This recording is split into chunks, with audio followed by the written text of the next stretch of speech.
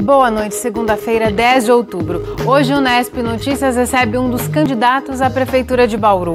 Vamos conversar ao vivo com Clodoaldo Gazeta, do PSD. E ainda nesta edição... Dirigir ao celular e estacionar em lugar errado estão entre as causas mais frequentes de multas em Bauru. Mas a principal ainda é a alta velocidade. Esporte. Sem a principal contratação, o Vôlei Bauru começa hoje a disputa por uma vaga inédita na decisão do Paulista.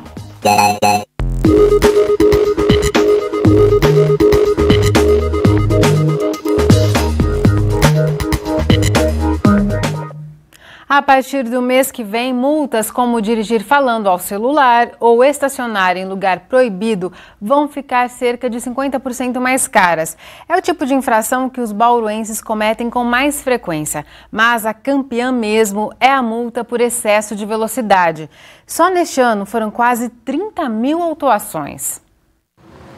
Desde 2014, dirigir com velocidade até 20% acima da permitida é a infração de trânsito que mais causa multas em Bauru, segundo dados da Endurbe. De janeiro a agosto deste ano, já foram aplicadas mais de 27 mil punições. O Marcos faz parte das estatísticas. Ele dirige a trabalho e não é a primeira vez que comete esse tipo de infração. A gente vê bastante aqui em Bauru uma atuação bem forte, né, por parte da Endurbe, radar móvel, né? E nesse caso o meu foi a Polícia Rodoviária, mas aqui dentro de Bauru a gente vê bastante também radar móvel, né? Depois das punições, ele diz que vai ficar mais atento às regras de trânsito. Dói no bolso, né, além da pontuação na carteira, então a gente acaba aliviando o pé um pouco, apesar que eu não estava correndo tanto, mas mesmo assim excedi o limite, né, não tem jeito. Um dos fatores que contribuem para que a velocidade acima da permitida esteja entre as infrações mais registradas são os radares instalados em pontos estratégicos. Outros tipos de infração precisam da observação de fiscais. Os equipamentos funcionam 24 horas em sistema de rodízio, então com um tempo maior na via fiscalizando os veículos. Então a probabilidade da autuação ser um número maior seria isso daí. Dirigir usando o celular e estacionamento irregular também estão entre as infrações mais cometidas em 2016. Apesar disso, o número de multas por estacionar em desacordo com a regulamentação tem diminuído. Segundo o gerente da Endurbe, o valor da multa contribui para essa redução. Nós tivemos no início do ano agora um aumento da gravidade da infração, onde a multa de estacionamento era leve e foi passada para grave. Então, creio que as pessoas que usariam assim de um jeitinho, rapidinho, eu vou estacionar, já volto, vou correr o risco, a pessoa pega, ela fala, hoje eu não vou mais correr o risco devido à gravidade e o valor da autuação. A partir de novembro, algumas punições previstas no Código Brasileiro de Trânsito terão a gravidade modificada. Dirigir falando ao celular, por exemplo, passará de infração média para gravíssima e a multa sobe de R$ 85,13 para R$ 293,47. Estacionar em vaga de idoso ou deficiente sem a identificação necessária também passa de infração grave para gravíssima. Todas as multas por infrações, de leve a gravíssima, terão aumento de pelo menos 52% no valor. A aplicação das multas pode ser eficaz para aumentar o respeito às regras de trânsito, mas segundo este engenheiro de tráfego, só a punição não é suficiente. As pessoas precisam saber que, se infringirem a lei, serão punidas severamente. E aquilo que mais dói é o bolso. Então é necessário que isso aconteça, mas não só isso. Segundo o engenheiro, para que os motoristas respeitem as leis, precisam saber que as infrações vão ser punidas de forma severa. Por isso, ele é a favor das mudanças previstas no Código de Trânsito. O Código de Trânsito brasileiro ele é muito moderno e ele impõe que os órgãos gestores do trânsito atuem firmemente na educação para o trânsito. Os países desenvolvidos que alcançam bons resultados em segurança, eles atuam fortemente na questão da educação para o trânsito, desde as tenras idades. Então isso é necessário que aconteça em nível de município, nível de estado e nível de país. Agora há pouco, o prefeito Rodrigo Agostinho anunciou um novo secretário municipal do Meio Ambiente. É o Luiz Pires, diretor do Zoológico, que assume interinamente em substituição a Lázara Gazeta. Agora, a ex-secretária pediu exoneração do cargo por questões pessoais. Apesar de assumir a SEMA, Luiz Pires continuará à frente do Zoo de Bauru.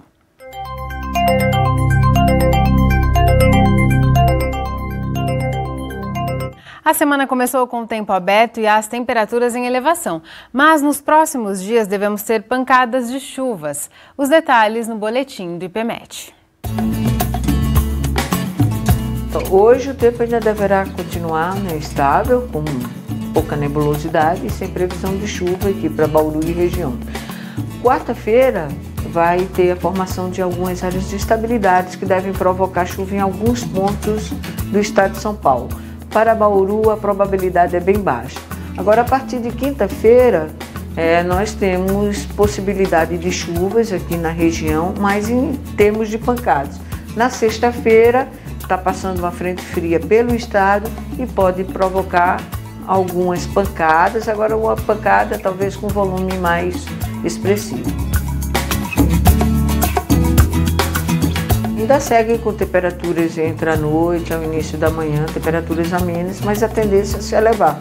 Inclusive, durante essa semana, a gente espera temperaturas elevadas e possivelmente entre sexta-feira um pouquinho de declínio. Durante a tarde, uns 32 graus, entre 30 e 32 e durante o início da manhã, em torno de 15 e 17 graus.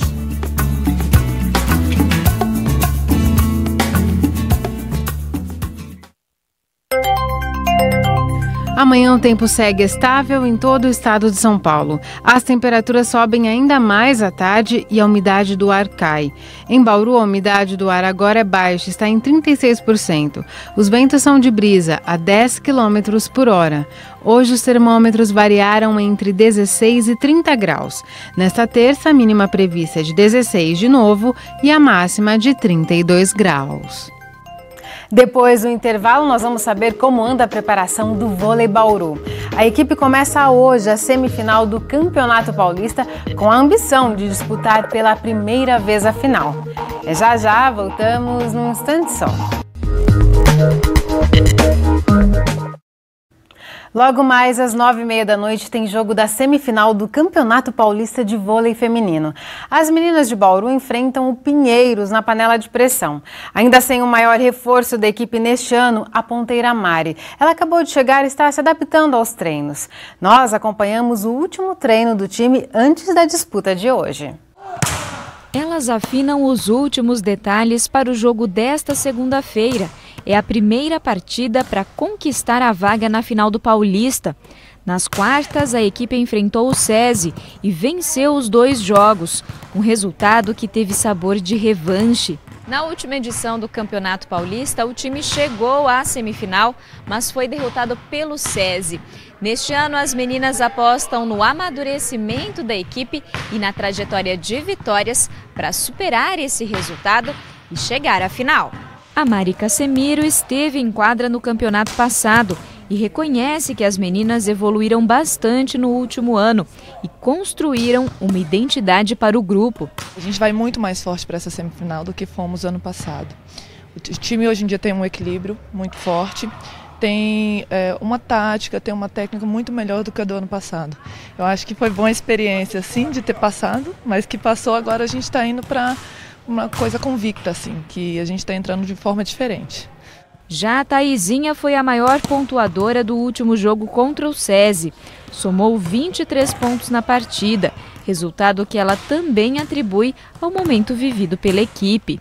Acredito que seja a união do time desde o começo da temporada. Isso vem ajudando o time a chegar em várias finais, ganhar bastante jogos. Espero continuar até o fim, assim, um time unido. Chegaram as estrangeiras, né, agora, o time fortaleceu mais, para quem sabe chegar no final do Paulista agora. Mesmo diante do bom desempenho até agora, o treinador Marcos Kivieck é categórico. É preciso manter a concentração e estudar o adversário. O Pinheiros é um grupo já que vem junto há algum tempo, eles reforçaram pontualmente com algumas jogadoras, perderam algumas peças, mas se reforçaram muito bem. É um conjunto muito forte, é um time que tem um volume de jogo muito bom, uma boa levantadora, que distribui muito bem o ataque delas. Então acho que não dá pra gente se fixar em uma só situação. A gente tem que se preocupar com um todo, porque o voleibol é um esporte coletivo, um esporte de muita precisão. E qualquer erro é ponto do adversário. Então se você se fixa somente em uma situação, você acaba deixando para trás algumas situações que passam a ser difíceis para você contornar durante a partida. Então essa preparação tem que ser muito importante e geral. Mas claro, as expectativas para a partida em casa são boas. O grupo é um grupo muito bom de trabalhar, como eu havia comentado. As meninas estão se dando bem, não só dentro da quadra, como fora da quadra. Lógico que, volto a falar, ganhar sempre é muito bom, mas facilita muito as coisas. A gente consegue ver a força do grupo nos momentos de dificuldade. E a gente tem passado alguns momentos de dificuldade e o grupo tem reagido muito bem. Então isso nos dá uma segurança de que o trabalho está sendo bem feito. E se a trajetória até aqui vem provando o crescimento do vôlei feminino de Bauru, a chegada da Mari dá ainda mais força para o grupo manter esse ritmo nas próximas competições. Medalhista de ouro nos Jogos Olímpicos de Pequim, ela traz a experiência de disputar competições importantes dentro e fora do país. Um reforço mais para a Superliga, né? Não para o comecinho, mas para um pouquinho depois. E eu quero contribuir com a minha experiência, contribuir em quadra no que eu puder, dependendo de posição e tudo, acho que eu vou poder ajudar bastante. Antes de aceitar o convite de Kivieck, Mari jogava na Indonésia. A perda recente do pai em abril deste ano foi um dos motivos que a trouxeram de volta ao Brasil e ao vôlei de Bauru. Foi uma negociação longa, né? Desde, na verdade, de dezembro, quando eu saí da Itália, que a gente já estava olhando, tal, paquerando, negociando, e acabou dando certo agora. Uma das prioridades era estar perto da minha mãe, que ela está viúva e tal. Eu queria estar dando uma força, não queria sair do Brasil. Então veio a calhar tudo no momento certo. O trabalho com ela, por enquanto, é de adaptação, mas os resultados não vão demorar para chegar. Eu estou bem no comecinho da preparação, ainda não estou nem saltando, ainda estou no toque e manchete, passezinho, um pouquinho de defesa, ainda preparando o joelhinho, a perninha para saltar, né? Quando tiver um pouquinho mais forte, a gente já começa também devagarzinho e tal, tudo com o tempo. Foi isso que eu falei até com o Marquinho, que uma das condições de eu vir para cá era sem correria, fazer a preparação com calma, como se eu estivesse chegando mesmo, e isso foi tudo acordado, topado, então vai demorar um pouquinho ainda, mas acho que quando eu estiver aqui é porque eu já estou bem. Então, isso é uma coisa importante para mim. E quem quiser reforçar a torcida, as bilheterias do ginásio Panela de Pressão abrem daqui a pouquinho, às 8 da noite. Todo mundo paga meia entrada e os ingressos custam R$15 a arquibancada e R$30 a cadeira. O jogo de volta entre Bauru e Pinheiros vai ser no próximo sábado, dia 15, na capital paulista. No próximo bloco, vamos receber o candidato a prefeito de Bauru pelo PSD, Clodoaldo Gazeta. Continue com a gente que o intervalo é bem rápido. Voltamos e a gente recebe agora o candidato a prefeito de Bauru pelo PSD, Clodoaldo Gazeta. Ele tem como candidato a vice-prefeito Toninho Gimenez, do PTB. Vamos então saber mais sobre as propostas do candidato que disputa o segundo turno em Bauru. Gazeta, muito obrigada por sua presença aqui no Nesp Notícias. Eu que agradeço. E a ordem das entrevistas com os candidatos foi definida em sorteio e elas têm a duração de 10 minutos contados a partir de agora. Gazeta, essa já é a sua quinta candidatura à Prefeitura de Bauru, já foi candidato a deputado federal, entrou como suplente, ficou como suplente nas duas vezes. E é neste momento de campanha apenas que os eleitores têm contato com você. Tanto é que sua propaganda na TV se preocupou em mostrar que você mora em Bauru, tem casa aqui, que publicou livros nos últimos anos. Quais outras experiências profissionais você acumulou, você traz, além de ter sido secretário do Meio Ambiente há cerca de 20 anos, que o abonam a ser prefeito? Eu acho que eu já tive a oportunidade de falar, inclusive aqui na Unesp. Eu trabalho em ONGs no país, né? Eu presto consultoria e executo projetos nessas ONGs. Então eu funciono como uma mini prefeitura. Eu tenho uma carteira de projetos, a gente encaminha esses projetos para editais públicos, todos eles editais públicos. Esses projetos são aprovados por uma equipe de consultores. Nós recebemos o recurso para a execução desse projeto, nós contratamos as equipes para executar o projeto e depois você presta conta desses projetos. Eu tenho 25 projetos aprovados na região e fora da região também. E todos projetos que mexem com a vida das pessoas. Posso dizer os 3 últimos que eu aprovei aqui na bacia do Rio Tietê-Batalha e do Tietê-Jacaré, que é exatamente para verificar quais são os rios da nossa região que faltam mata ciliar. E, consequentemente, faltam água na casa das pessoas, né? Falta água na casa das pessoas. Então, o projeto que nós executamos aqui era exatamente para apontar quais os rios precisariam receber uma recuperação das suas matas ciliares para voltar a abastecer as cidades da nossa região. Então, são projetos impactantes e que mexem com a vida da gente também. Então, eu tenho uma longa carteira de projetos. O único problema que falta nessa questão política é que, como eu não vivo de política, né, e eu só apareço realmente na época onde a eleição está mais próxima e a gente fica mais em evidência nisso, então confunde um pouco as pessoas. Elas imaginam que a gente só aparece em época de eleição. E, na verdade, não é. Eu estou presente cotidianamente na cidade de Bauru. Mais do que isso, eu vivenciei a história da cidade nos últimos 30 anos com a minha atuação política. Então, infelizmente, as pessoas que assistem só a política na época de política só me vê nesse momento. Mas eu estou presente em todo momento da vida política da cidade. Durante essa campanha, você ficou marcado pela frase que pretende destravar a cidade nos 100 primeiros dias. Quais seriam essas principais medidas para esses cerca de 3 meses de início de mandato, caso seja eleito? 4 ações apenas. A primeira, a revisão do plano diretor. Temos que iniciar a revisão do plano diretor. Regulamentar alguns artigos e alguns instrumentos do Estatuto da Cidade que deixaram de ser regulamentados pelo atual governo. Fazer a reforma no organograma da prefeitura para que ela fique mais ágil e mais ativa para melhorar a vida das pessoas na cidade. E quarto, a gente melhorar a questão dos empreendimentos, destravar a cidade para quem quer investir aqui. Então, uma empresa ou um residencial que queira apresentar um projeto para a prefeitura, ele vai ter prazos para a tramitação desse projeto dentro da prefeitura, né? Prazos e também ter a certeza de que no final ele não vai ser surpreendido com um novo pedido de recurso para o município. Então, essas 4 ações simples, que vai necessitar da parceria com a Câmara Municipal, com a nova Câmara Municipal, e nós elegemos 8 vereadores na nossa bancada, tirando o presidente, nós temos metade da Câmara de Vereadores hoje, e mais alguns outros vereadores que vieram nos apoiar agora nesse segundo turno. Então nós temos as ferramentas na mão para poder começar a governar a cidade de Bauru a partir do ano que vem, tendo uma Câmara de Vereadores solidária ao prefeito, e ao mesmo tempo, nesses 100 dias, nós vamos usar exatamente para fazer essas 4 ações que eu te falei. Simples, nada mais do que isso. O principal desafio para esse primeiro ano do próximo prefeito é o orçamento mais enxuto em várias áreas. Como você pretende, caso seja eleito, aumentar a arrecadação da cidade? Tem algumas possibilidades para isso. Uma delas, quando eu falo na questão das subprefeituras e levar a prefeitura para mais perto das pessoas, a gente pretende fazer com que esse movimento também economize recurso público, né? Quando eu levo os equipamentos da prefeitura que já existem, nós não vamos comprar nenhum equipamento novo, não vamos contratar ninguém, não vamos construir prédios, nós só vamos pegar o que já existe na prefeitura e realocar pela cidade, distribuir pela cidade.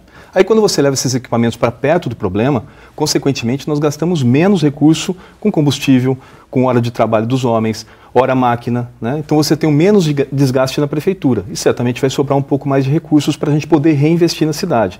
Falo isso também na questão da saúde, né? Que nós gastamos quase 200 milhões em saúde pública e prestamos um serviço de péssima qualidade para as pessoas. Falta gerenciamento, falta informatização, falta controle, né? Dos processos de compra também na Secretaria de Saúde, e você também pode economizar recursos aí. Então falta melhorar a gestão da prefeitura para que a gente possa, com o recurso que nós temos, distribuir melhor as ações pela cidade. Claro, também precisamos do governo federal e também vamos precisar do governo estadual. E aí a gente tem uma bancada de deputados significativa para que a gente possa trazer emendas para a cidade de Bauru. O ano passado foi aprovado a lei impositiva, o orçamento impositivo, né? Cada deputado tem um recurso para destinar para suas bases eleitorais. E metade dessas emendas podem ser destinadas para a área da saúde. Então nós vamos atrás desses deputados para que eles possam também ajudar a cidade de Bauru a fazer as obras necessárias. RECAP, que é um recurso que nós não temos, e temos que ir atrás desse recurso para fazer o RECAP. Reformas, né, principalmente no pronto-socorro central, já tem um recurso garantido com emenda parlamentar para que a gente possa fazer um centro diagnóstico do lado do pronto-socorro, mas precisamos reformar o pronto-socorro, né, e aí esse recurso nós vamos precisar buscar de emendas também. Então é possível, mas desde que você tenha força política, nós temos isso, e ao mesmo tempo vontade de trabalhar e de buscar esses recursos. Falando do trabalho de uma empresa municipal, a Endurbe, que presta serviços importantes para a cidade, neste ano ela já está trabalhando com um déficit de pouco mais de R$1 milhão. E um dos motivos, a gente sabe, entre as causas dessa redução da receita da Endurbe, é o fato de que agora o lixo é levado para um aterro municipal, para um aterro privado, perdão. Como você pretende tornar a Endurbe viável novamente? Também com uma reforma de gestão, né? Ela precisa passar por uma reforma. Diferentemente do DAI, que é superavitário, a prefeitura depende fundamentalmente da prefeitura. Então, os serviços que ela presta para a cidade, ela é remunerada pelo poder público municipal. O que nós pretendemos fazer é até ampliar a carteira de ações que a prefeitura tem com a cidade, para que a gente possa também pagar mais para a Endurbe. Vou dar um exemplo. Nós temos em Bauru vários terrenos baldios, né, que vários proprietários não cuidam dos terrenos. Então, a prefeitura, através da Endurbe, já existe até uma lei municipal para isso, vai tentar fazer com que a Endurbe faça o serviço de capinação e a prefeitura encaminhe esse recurso para o IPTU da pessoa. E a prefeitura repassa esse recurso para a Endurbe também. Então, vai dar para gerar emprego, melhorar um pouco mais a arrecadação da Endurbe e também melhorar a questão da cidade, né? Porque uma cidade mais limpa também tem saúde, tem qualidade de vida. Então, a Endurbe também é possível, desde que a gente possa também valorizar os funcionários públicos de carreira. E é o que nós pretendemos fazer a partir do ano que vem. A Endurbe tem muitos cargos comissionados e esses cargos precisam ser preenchidos por pessoas de carreira, que têm uma visão já ampliada da cidade, têm um trabalho há muito tempo na Endurbe e a gente pretende valorizar esses funcionários com uma grande reforma de gestão para que a prefeitura, a Endurbe também possa ser eficiente, né, no serviço prestado para a cidade. Vamos falar um pouquinho de habitação também. O seu plano de governo fala da criação de um órgão gestor da habitação e também do desenvolvimento de políticas e ações para a reforma urbana. Hoje, cerca de 3.000 famílias ocupam terrenos ao redor aqui de Bauru e elas pedem terras para a construção de casas. Caso você seja eleito, Gazeta, como você pretende atender de imediato o interesse dessas famílias? Esse é um assunto bastante importante. Primeiro, eu queria deixar muito claro aqui para vocês que nós fomos contrários à invasão de terra na cidade. Eu acho que você tem uma mesa de negociação e a prefeitura tem que estar aberta ao diálogo e a invasão de terra é um instrumento que a gente não acha correto, né? Segundo lugar, o governo atual já construiu 6.000 unidades e 4.000 por uma outra empresa que acabou vendendo aqui na cidade. Então, são 10.000 unidades já entregues na cidade de Bauru, tá? Nós já temos previstos para os próximos 4 anos mais 10.000 unidades para a cidade de Bauru, que contempla exatamente o número de pessoas hoje que estão inscritas no Minha Casa Minha Vida. Então, como já está contemplado, e agora o governo federal, mês passado, se eu não me engano, abriu o novo Minha Casa Minha Vida de 0 a 3. E nós também vamos atrás desses recursos para que a gente possa ter novos empreendimentos na cidade. Vai dar para zerar em 4 anos a nossa demanda por residências? Acredito que não, mas nós vamos cumprir grande parte do problema habitacional da cidade, também pensando numa grande reforma urbana, porque não adianta só construir os prédios, colocar as pessoas para morar, se você não tem a infraestrutura básica para acolher essas pessoas, como postos de saúde, áreas de lazer, praças. Então, antes de construir os prédios, nós temos que pensar também nessa logística para que a gente possa ter qualidade de vida para as pessoas que estão morando nesses locais. A gente tem 1 minuto apenas, Gazeta. Você tem um histórico de atuação na área ambiental e entre suas propostas está a alteração da lei para que áreas de proteção ambiental possam ser ocupadas. Não seria uma ameaça para essas APAs? De forma alguma. Essas áreas já deveriam ter sido destravadas ao longo do tempo, porque quando você cria uma unidade de conservação, nos primeiros 5 anos você tem que ter o plano de manejo. Nós passamos quase 20 anos e esse plano de manejo foi elaborado, está sendo elaborado nesse momento. Então, perdemos um prazo. Dá para você destravar as APAs para você ter habitação nessas APAs, desde que você tenha um plano de manejo, que possa mostrar aonde pode ser ocupado e aonde nós temos que preservar, para ficar de acordo com a lei federal. É exatamente isso que nós vamos fazer. Tá certo então, Gazeta. Muito obrigada por sua participação. Obrigado. E lembrando que quarta-feira, depois de amanhã, a TV Unesp e o Jornal da Cidade realizam o debate entre o candidato Gazeta e o Raul Gonçalves, do PV. Vai ser mais uma oportunidade para eles confrontarem ideias. Será às 6 da noite do feriado, uma ótima chance para você acompanhar. E o Unesp Notícias de hoje fica por aqui. A gente volta a se encontrar amanhã, às 6h30 da noite, ao vivo. Tchau!